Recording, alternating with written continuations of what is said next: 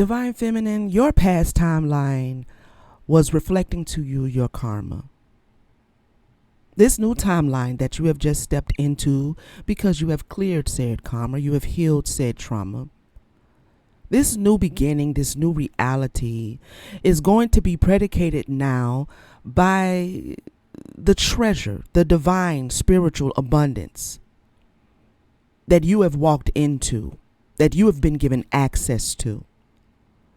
There's an ancient wisdom that is going to need to be decoded in order for you to make the best use of that treasure. In this episode of Sacred Empowerments, we're going to talk, and I'm going to share a little bit with you about what the mother has been sharing with me, informing me of, and I'm going to just share with you about decoding the ancient wisdom to make the best use of your spiritual abundance. Let's talk about it.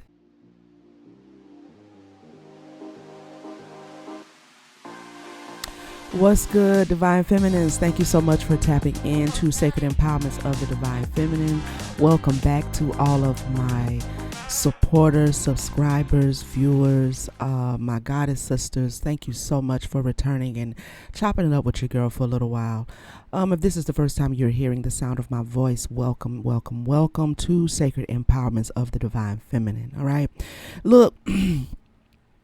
As per usual, I have been sitting here having a conversation this morning with the mother, and really it's been a 2 to 3 day long conversation. There's been a lot of downloads, a lot of uploads, a lot of helping me to recall the ancient wisdom that has always been with me and a part of me and in me that I needed to access, that I needed to tap into, right? And so I've been now for like the last 2 or 3 days just kind of one vision after the next, one download, upload, one conversation after the next, been hearing a lot of information and just trying to keep track of the various pieces of the conversation so I could make some sense of it. Because, you know, as many of you know, and even the Bible gives us to understand that we prophesy in part, right? What that means to me now is that we intuit in part. We don't get it all at one time. You know what I mean? And so I don't know why that is, but it probably has something to do with the malfunctions of the mind. You know, the mind as a computer, if you will, it has this internal mechanism to kind of block out what it feels is not important. And this is why you kind of have to really get a handle on that aspect of the masculine part of consciousness, right? There's ways you can do that with your journaling and, you know, really committing things to memory. After a while, though, I've gotten kind of better at remembering without having to write down. Because, you know, the more you grow, the more you learn, you start kind of seeing a running storyline, right? And then you're just starting to get details. So for the last 2 or 3 days, I've been, you know, she's been helping me to remember and recall things, not that I've forgotten like in this lifetime, but ancient wisdom. And so with that, in my new beginning, in this new timeline that I am on, she's helping me to understand something, and I want to share that with you today. And that has to do with the decoding, right? We talked in the last episode about the storehouse, the treasure that you step into once you clean out all of the clutter, once you get access and decide to go behind the door of the first room and you clean up all of the boxes and all the past timeline memories and soul ties, and you cut your cords and you get rid of all of the dust and you clean it up. Right? We talked about that. And if you did not watch that episode, I do highly admonish you to go watch it. I believe it was called, it was episode number 5. Okay. Number 5. This is going to be episode number 6. I can't remember the name. It's not that you deserve it. It's the, it was fated. It was fated. Thank you, Spirit. See how the mind, we don't need that anymore. Just throw it. No, we do need it. We need it. Bring that back. Anyway, it was fated. that was the episode that we talked about the two rooms and the two doors, right? And so in this episode, I want to share with you what she's been telling me about the room where all the treasure is, the room where your abundance is, right? And so she is basically helping me to understand that you've been given access. Okay, you have that second door open and you've stepped into that room and you see everything that you hid, okay, for safekeeping, that you put away for safekeeping. And that treasure is what she is calling your ancient wisdom. The wisdom of antiquity, like the wisdom that predates time, that is locked inside of you. Okay, because you predate time. At the soul level, you predate time. At the spirit level, you predate time. Those elements of you don't exist in the construct of time, right? And so one of the challenging things being under the sway of time as a three-dimensional being is, making practice of moving out of that construct in order to remember what predates time. Okay. And so the storehouse, the door that you've gone into now, that you've stepped into because you have gained access, that has your abundance, your spiritual abundance in it, is the ancient wisdom. That abundance is the ancient wisdom that you have long forgotten and you need to be brought into remembrance of. Confirmation. I've been sitting here for an hour waiting to record, just gather my thoughts, and I ain't had no dings or no bells or no nothing come through. And as soon as I hit the record button, all of a sudden, here we go, notifications. Okay, confirmation as to what I'm saying. Not that it needs any. But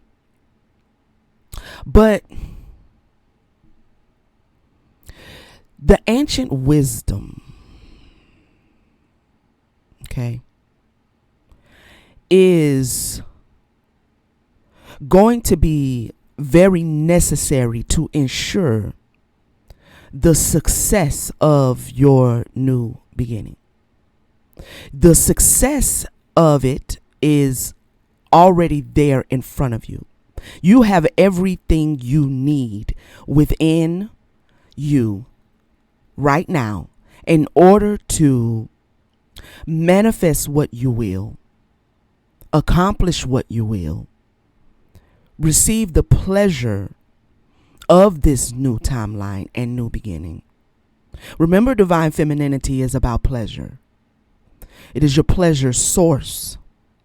Her job is to bring you pleasure. Her job is to navigate the masculine aspect of you to bring you pleasure, to bring her good pleasure. Okay? So all of that there is at your disposal.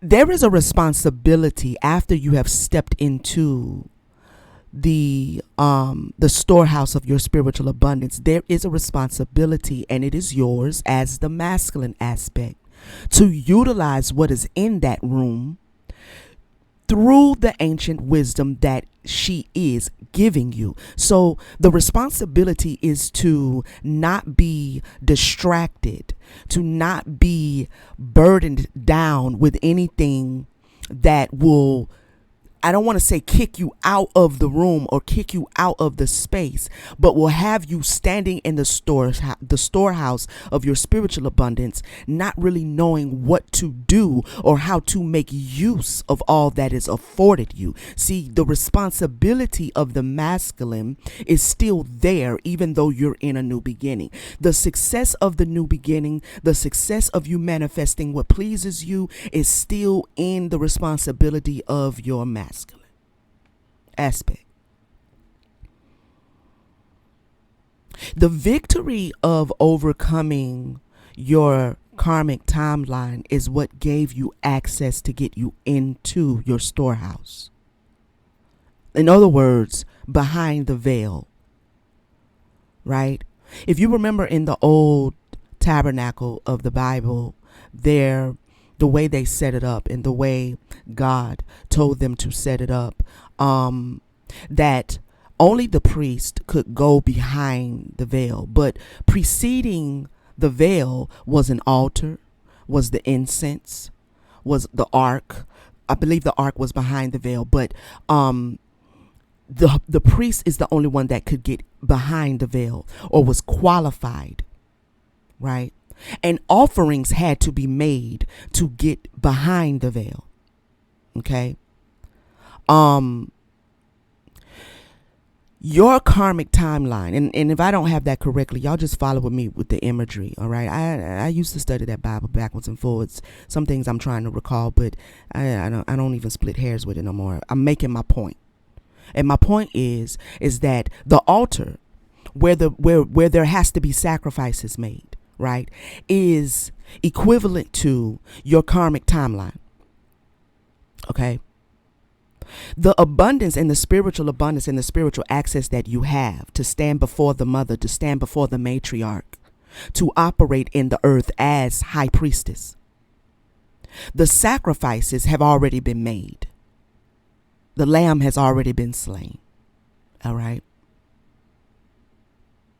Now, there is still a code of operation behind the veil, though, right? Like only the high priest can go behind the veil. Only the high priestess can go behind the veil. That's the first rule. Okay, so nobody, again, can just walk up into what is your storehouse, what is where you have stored your ancient wisdom.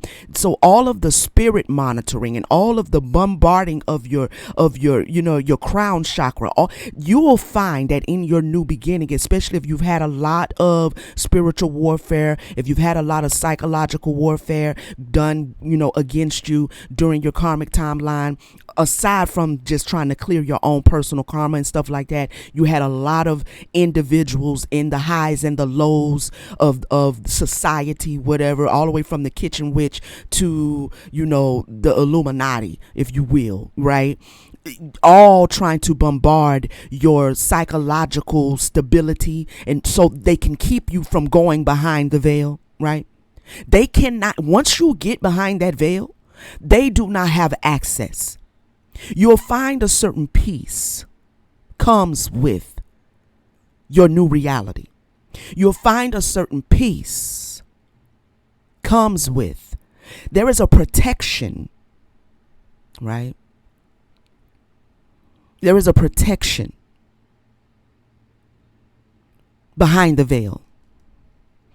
And out of the millions of people we have right now, hundreds of thousands of people claiming spiritual awakenings, claiming spiritual evolutions, and claiming certain titles upon themselves, you'd be surprised how rare a true high priestess really is. Because the sacrifices that have to be made are very challenging.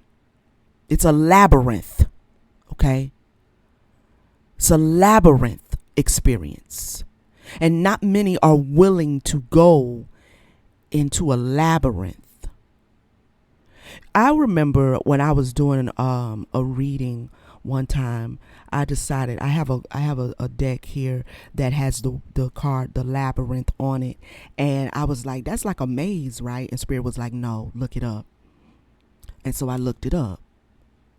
And a labyrinth is different than a maze, because a labyrinth, like a maze, it has different openings, but then there's blockages, and you got to kind of work your way through, make sure you don't run into any blockages, and then you get to the other side. Well, a labyrinth is very different, because the walls of the labyrinth, the walls of the maze, it shifts and it moves. So where you thought you saw an opening, by the time you get there, the labyrinth have shifted, and you don't have an open. So the labyrinth is different than a maze, because a labyrinth is a living maze. It's a spirited maze. It moves and it shifts, and on top of that, there is a beast that you have to conquer within a labyrinth. So on top of the walls moving, there is an adversary, right?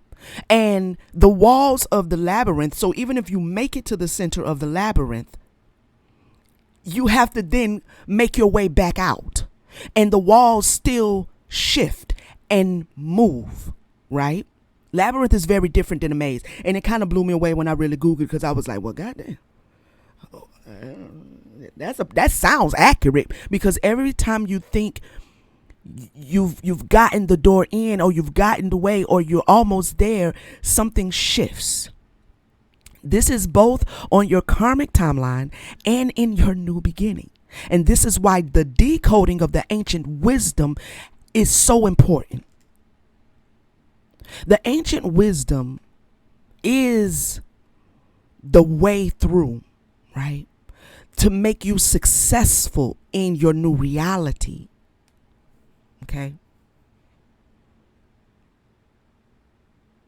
To make sure that you are victorious in whatever it is you are destined and purposed to do, now that you are behind the door of your storehouse. Your ancient wisdom is not a blanket wisdom that applies to everybody. It is your ancient wisdom. Okay?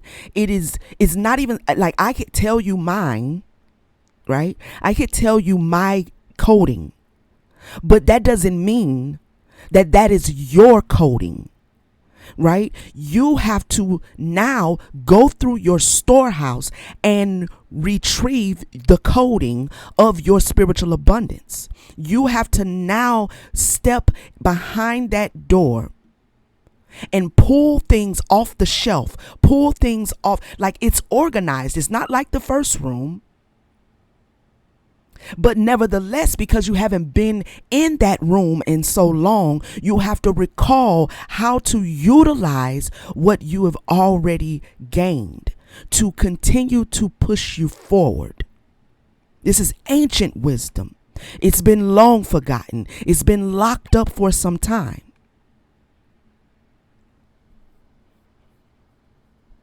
Your old timeline and your new are both labyrinths. Okay? And it's like a what do you call that thing? What do you call that? What do you call that, spirit?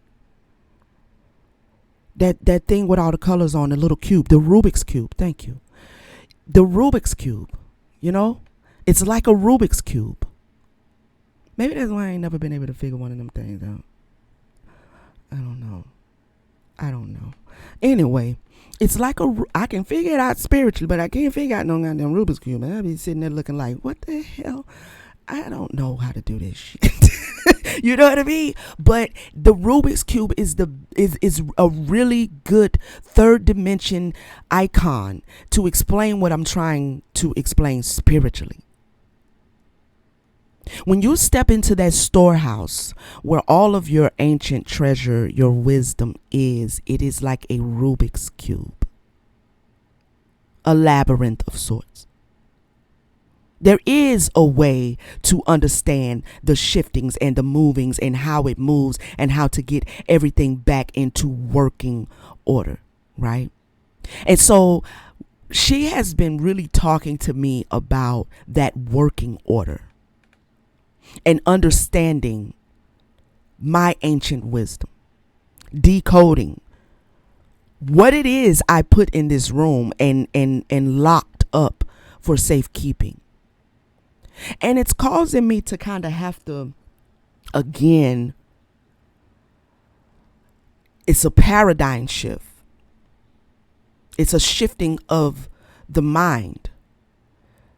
You know, because again, you can be so used to being one way. And this is why I say you would be surprised how rare a true high priest or in this case, a high priestess,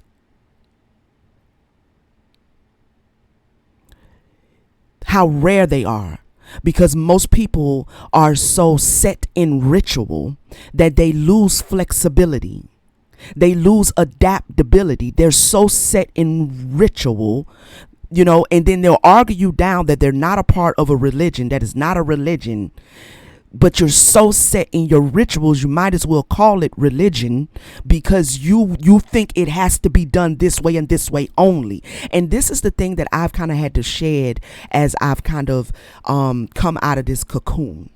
That ritual and religion, if you get in that cocoon and you know, not willing to allow the process to break you down, to turn you into a molten mess, right? If you're not willing to be liquefied, then you're going to die in your cocoon. And rituals and religion can do that. It can cocoon you, and if you don't go through the transformation process, right? It can be good for you. You know, it can be good for you, but you can't be stubborn and inflexible when you are cocooned, else you'll die there. I don't know why, but I'm seeing she's bringing to my remembrance about oh wow, I have been watching these videos about snakes, and when snakes go through shedding processes, they have to have some form of moisture. If they don't have moisture when they are shedding, then they actually can become mummified in the old skin. Hold on, let me pause. Let me get this real quick.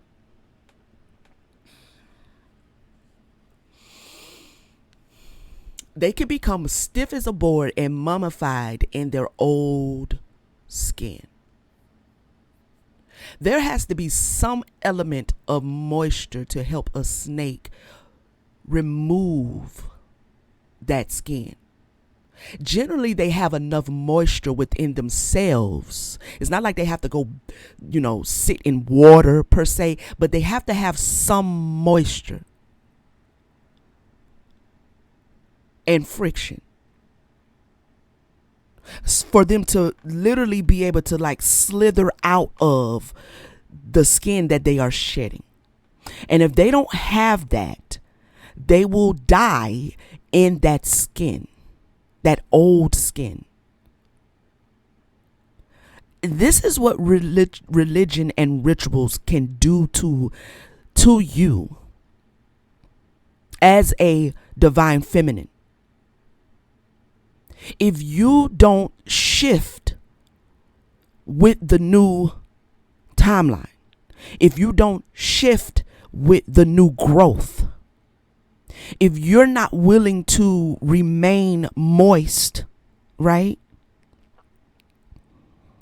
If you're not willing to remain flexible, adaptable, then your rituals and your religion will mummify you.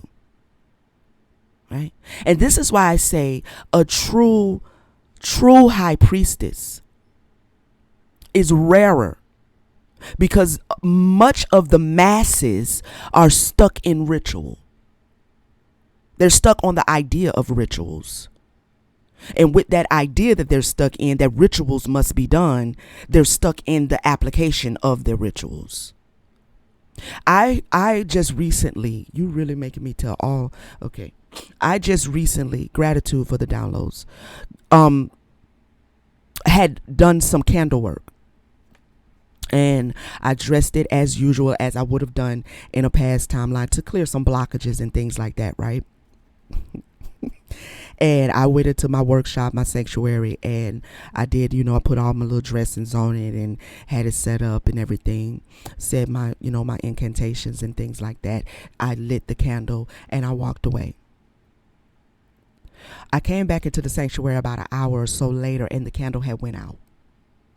Candles, they don't go out. My candles don't go out, especially the ones when I'm trying to clear blockages and negative energy and things like that. They don't generally go out. Like, I rarely have that. And if it does happen, it's something about the environment in the room. It has to do with the actual candle itself. You know what I'm saying? Because sometimes these candles are made cheaply. They're not made right. The wick ain't laying up in there right. It's just, it could be all kind of things, right? I said, okay. I went back, the next day, the next morning, and decided to relight it. By the end of that day, I was, because my sanctuary, it's white, so if there's light on inside of it, you can see. And I'm looking and I'm peeping. I'm sitting out there in the night, just kind of chilling and listening to some music. I'm like, look like that candle went out. And so I went on to bed and I got up the next morning, and sure enough, it was out. And as I stood there looking at it, I was hearing my ancestors and my spirit team say, you don't need to do that. You don't need to do that. That's why I went out, because that's not needed right now. Right? I said, duly noted. It's still sitting out there, unlit. Haven't touched it. That was like a week and a half ago. And decided not to relight it. And that's kind of my point. Sometimes you can take old rituals into new timelines, and if you're not adaptable and you're not paying attention and you're not really listening, you will miss, right, that you don't need to do that right now. Okay? And to me, the fluidity of being a high priestess and the fluidity required to go behind the veil is very, very important. And decoding what is needed once you have stepped behind the veil, stepped into your storehouse, you got to relearn what is needed, because you're in a new reality now. You're in a new reality now. The wisdom is ancient, but it is going to be new to you because it has been long forgotten. All right. We're still dealing with the masculine energy. The masculine energy, the conscious side of you, has to learn and relearn. It's the natural function of the mind. It cannot be avoided as long as you are in the third dimension. But your ancient wisdom belongs to your divine femininity, and she ain't forgot a damn thing. Okay? She ain't forgot nothing. Okay? She hasn't forgotten anything. So behind the veil is all of the abundance, all of the jewels that you have gleaned over many, many, many lifetimes in multiple dimensions. Okay? Because your divine feminine aspect is a dimension traveler. See, she's not locked to the third dimension. She can go where she wants. So you have so much there available to you now. This is why you protected it so. Not everybody can know these things about you and about dimension traveling, about the keys and the codes, because in the wrong hands, as we can see, you get a mess. You get a mass confusion.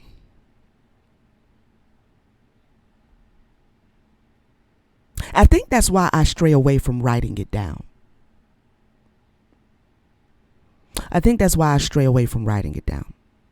Because writing was a blessing and a curse, as everything was. This is also why certain systems, if you will, have to be passed down orally. Because once you write something down, it becomes I'm hearing law. It becomes stasis, stagnant.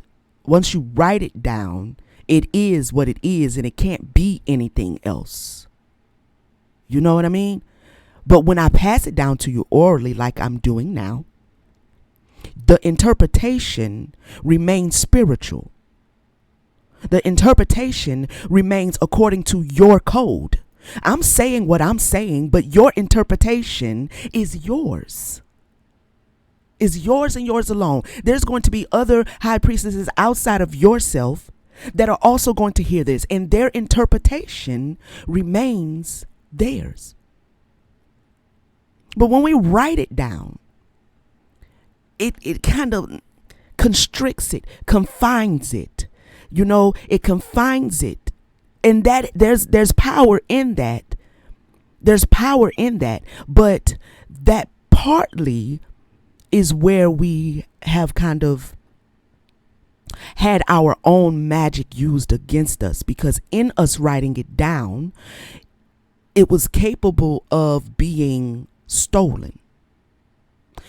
Okay, writing it down left a paper trail, right? So your cuneiform, all of your tablets, all the paintings on the walls of the temple, the writing it, the drawing it, the using the symbols, the creating of the symbols, of the icons, of what is the magic behind spiritualism, the creating that form is what caused the mess. Because those who do not and have not and probably will not actually adhere to the correct and righteous way to access it, now have access to it. And so this is where we're getting all of this psychological warfare now. This is why you feel intuitively that you're being monitored. And sometimes you get monitored so to the point that you be like, damn, how is this possible? You know what I'm saying? Like, what the world? Because you have people who sit in various places, usually at the higher places of society, that have access to something that they have not earned because we wrote it down. I try my best to commit my magic to memory, so it goes with me. Okay? It goes with me. And whom I pass it down to, I pass it down orally. And what they do with it. Because it's a code. And what we have is a mummification, a crusting of the spirit, application, the moving of the spirit. She's encrusted by our rituals, by our religion, if we are not remaining flexible, fluid, right? And that has everything to do with you. What I'm saying now has to now be received by you, and you have to go into your fluid and deal with what I said according to your code. That's the key. That's the ancient wisdom. That's how you step into your storehouse and make the best use of what's there. It must be filtered through who you are and what you are here to accomplish, because you may not be here to accomplish what I'm here to accomplish. But you are just as important as I am. If you attempt to be me because religion said, look at this person, they did this, this is what you need to, you need to put them on a pedestal because they did it. The trickery is to make you think that they have done it for you. And you lose the truth. And the truth is that I am a symbol, just an icon. That is a symbol, just an icon. The magic and the personal power that you have is there in your storehouse. It is your spiritual abundance to decode the symbol in a way that pushes you forward. You understand? It's all here in you. This is why you protected it with all of that mess that you had stored up in the first room, to the point that you couldn't even see the second door. But not only could you not see it, but your adversary, those who broke in, those who stole, those who took what was written down and misused it and misappropriated and took it to abuse the masses. See, your karma was not just about punishing you for something. Your karma was also your protection. Oh my God. Hold on while I faint. Hold up, because that's a new one. Look, listen to me now. Listen to me. Hear me out. Hear me out. Hear me out. Hear me out, goddamn.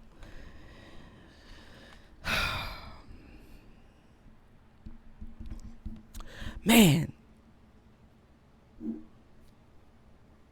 That's why I said in the last video that it was fated. It had to be.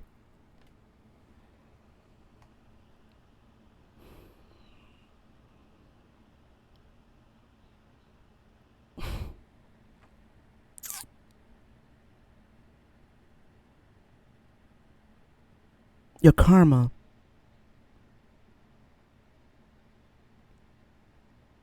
was not punishment.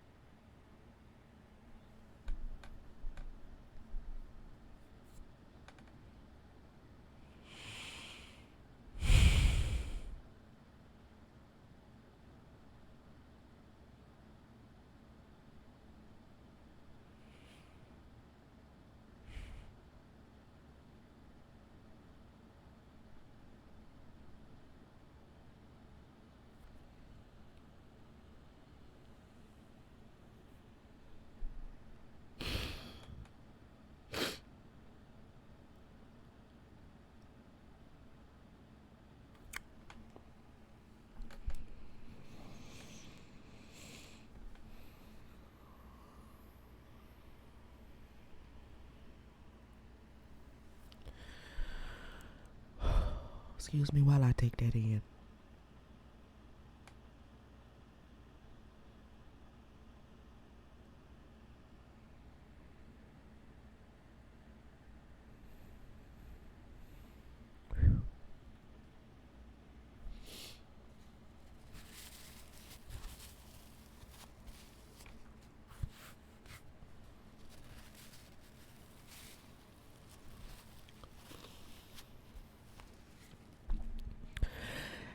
As hard as it was,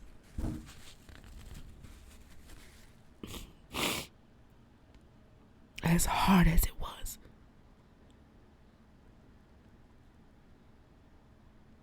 if you're listening to me and you're still clearing karma, I know as hard as it is, it's not punishment.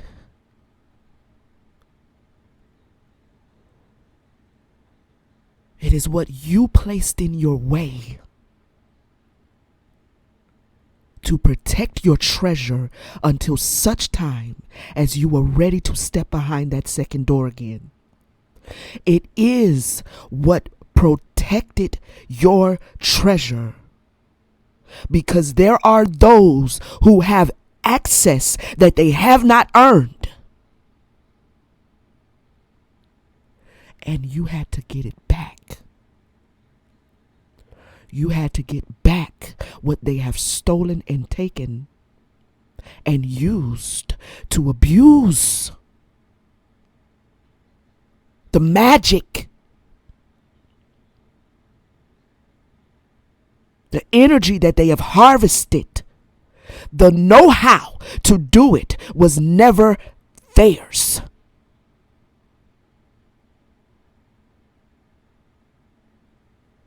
And in her wisdom,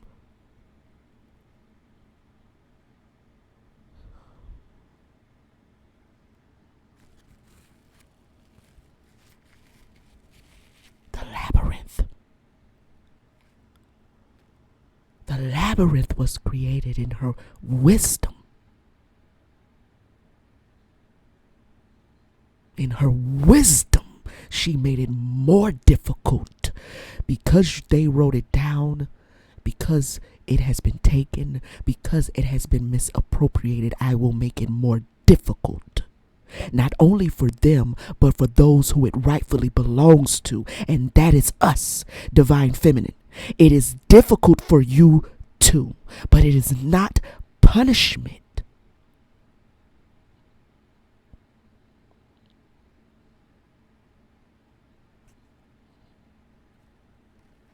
You always was going to get behind that first door. You were always going to get there.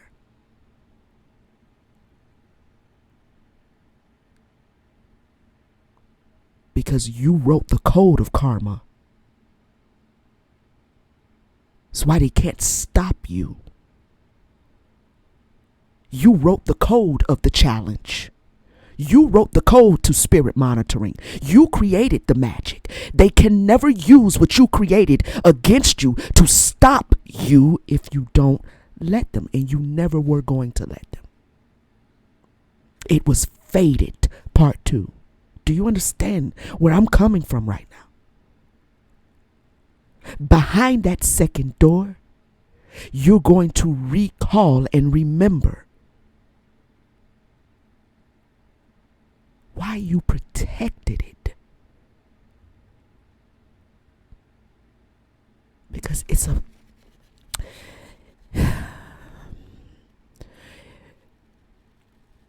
frequency, it's an energy, it's a texture, it's a feeling. It's about feeling. The magic is in the feeling. The feeling.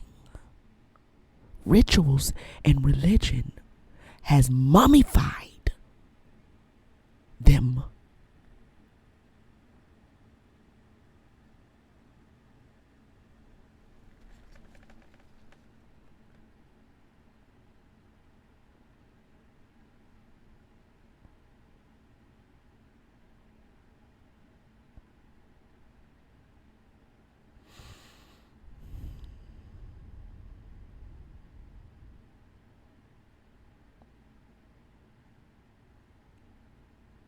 Your karma was your protection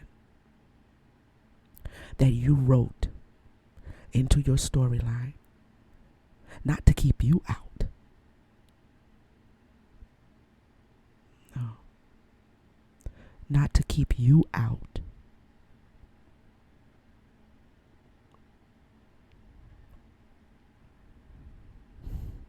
But to deceive. To deceive those who think that they can keep you out. See?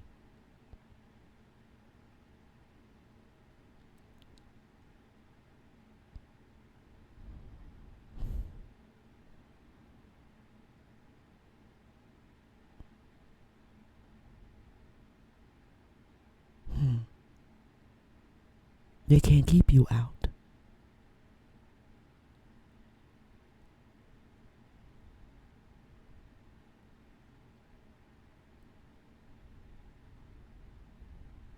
Because the code is within you.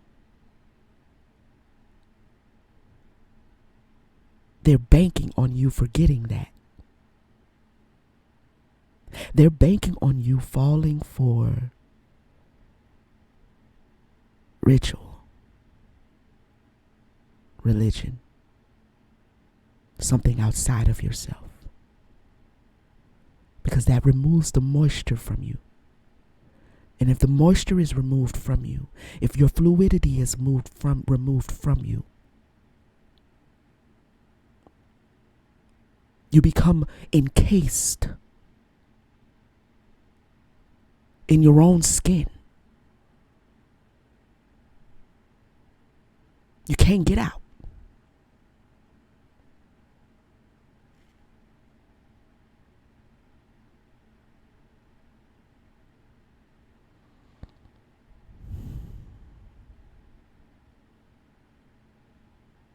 This is why I was saying, I think 2 episodes ago, that divine femininity is about feeling, because feelings is the moisture. Your feelings is the higher intelligence.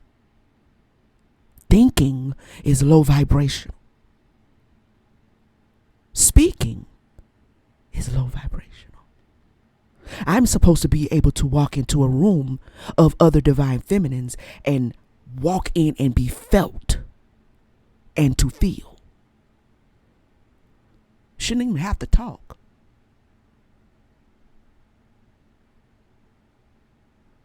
See, all this talking is masculine. And it's not negative, it's just lower. Masculinity is underneath femininity. It's not right, wrong, evil, bad, or good. It's just lower.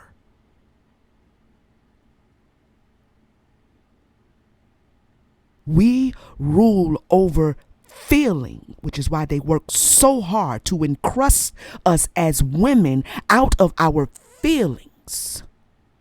They don't know what to do with you when you are sophisticated at tapping into how you feel, because there's no aspect of your feelings, whether it be in the blackness or in the whiteness or the lightness, there is no aspect of you that you don't have a right to access. There's nothing they can do with you in your feelings. So they will bombard you with all this psychoanalytical, psychoanalyze women and, break down the way she thinks, and men are from Mars and women are from Venus, and, they don't even understand what you be talking about half the time. Because you're talking from your feelings.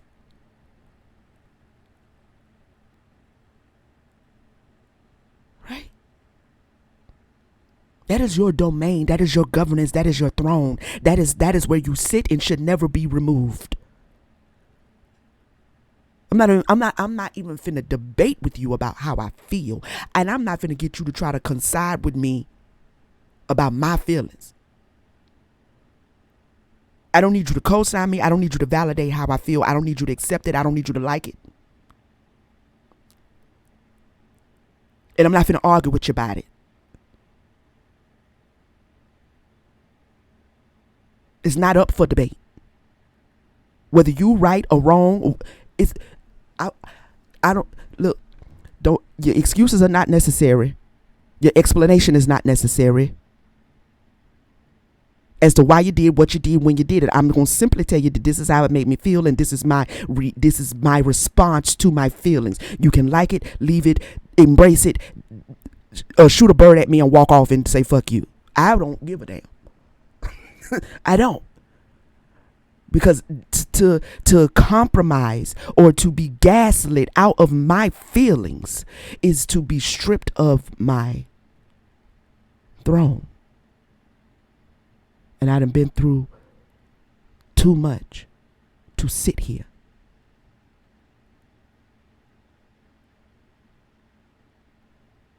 I'm sitting here and I'm sitting heavy. I'm not moving. Your power is in how you feel.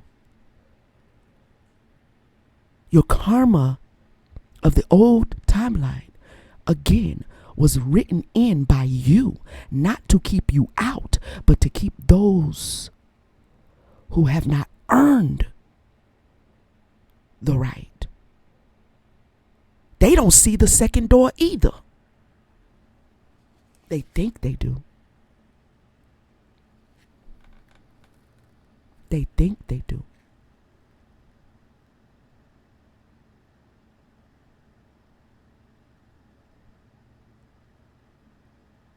But they don't see it. They can't see it. Because the things that are in those boxes in that first room, they don't have no feelings about. See, they don't give a fuck about that shit in them boxes. They're just trying to use what's in them boxes to keep you out of the second room. But you have the code. And the code is in your feelings. You have feelings for everything that is in those boxes, and you have feelings for everything that's behind that second door. That is where you will always trump them. Always.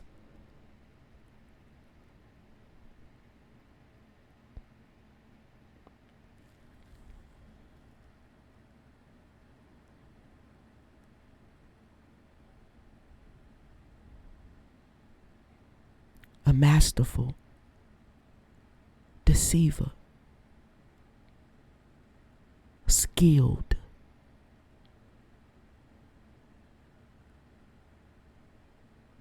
we already alchemized this dimension.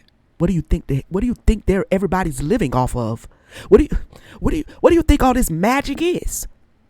We've already alchemized this. We already decoded this shit.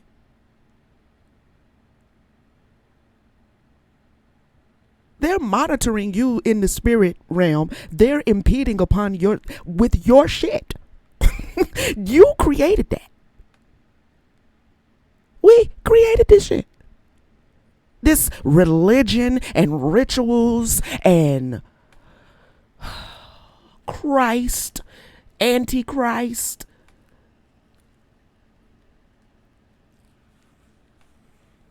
Orishas.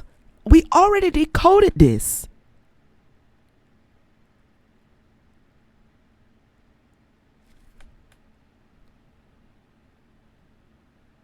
Millenniums ago.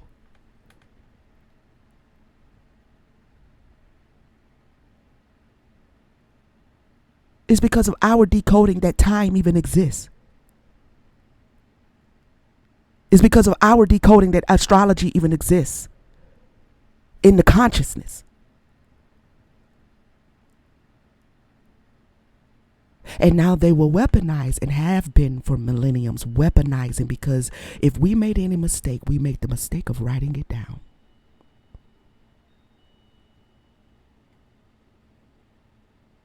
We make the mistake of writing it down. But even in doing that, because of the nature of divine femininity, because she is creatress, life giver, death bringer,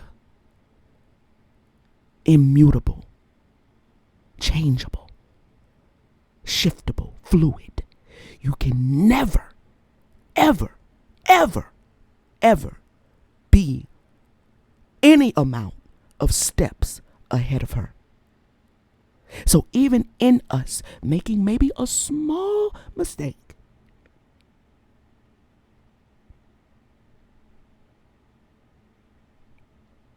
we didn't really make one. And that's how dope we are. Because even our mistakes are solutions. Even our mistakes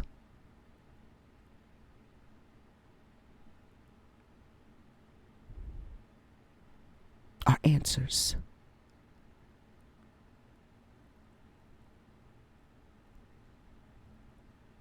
Your karma that you have now cleared is proof of just how divinely feminine you are. And don't let nobody tell you motherfucking different. And now that you are behind that second door where you can remember your royalty, you can remember there are some things that you didn't write down. Okay.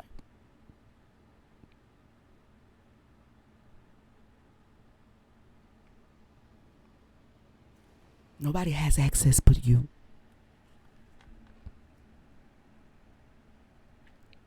It is manifested by you. It is a reflection of you. It goes with you everywhere you go. And now that you are behind that second door and you see your spiritual abundance and how vast and abundant it actually is, the overflow,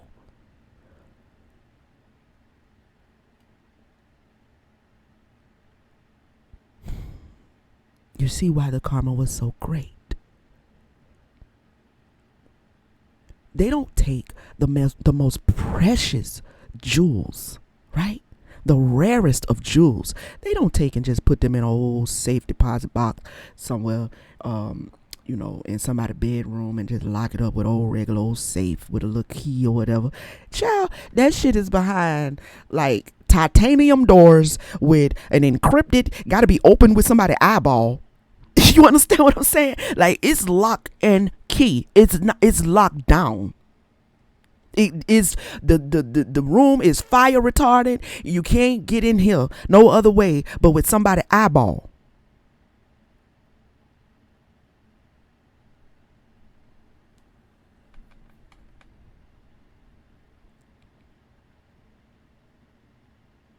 Your eye.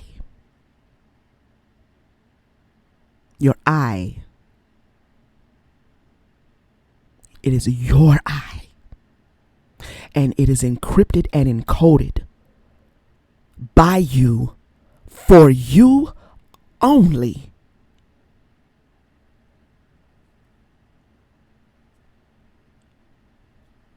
That's why the safe that you created has been so, it's worth it. It's worth it. Everything you wrote to get in your way is worth it. Yes, it kept you out for a while too, but it's worth it.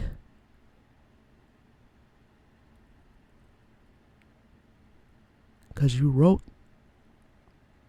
the beginning and the end, the Alpha and the Omega at the same time. You were always going to overcome. You wrote it difficult to keep them out. And just when they thought they were smart enough,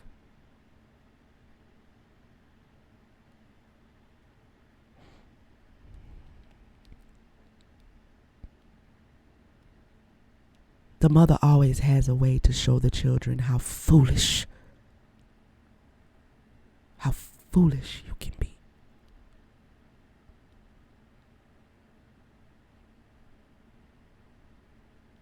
You can't keep her daughters out. They wrote the code. We wrote the code. I wrote the code. You can't keep me out of my shit. I wrote it.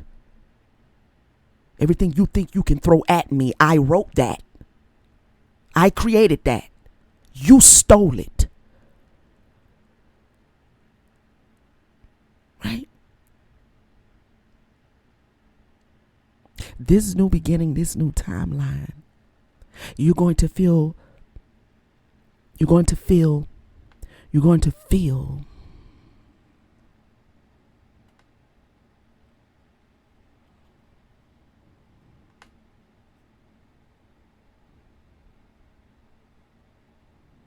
and your masculine is going to move accordingly.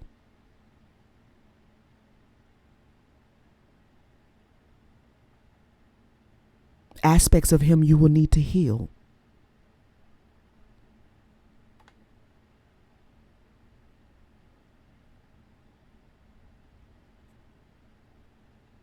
Because the sacrifice, he made it.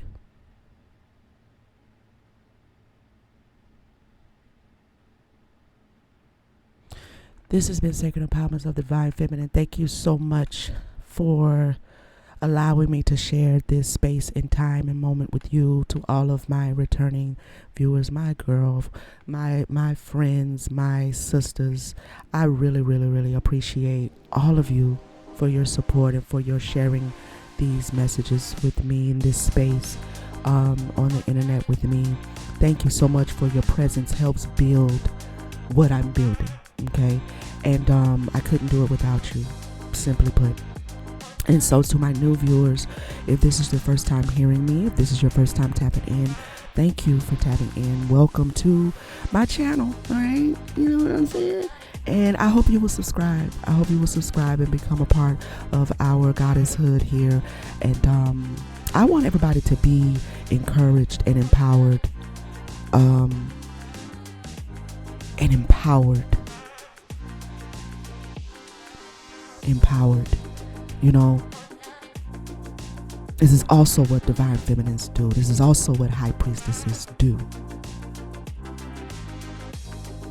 Empower, right? I love you guys.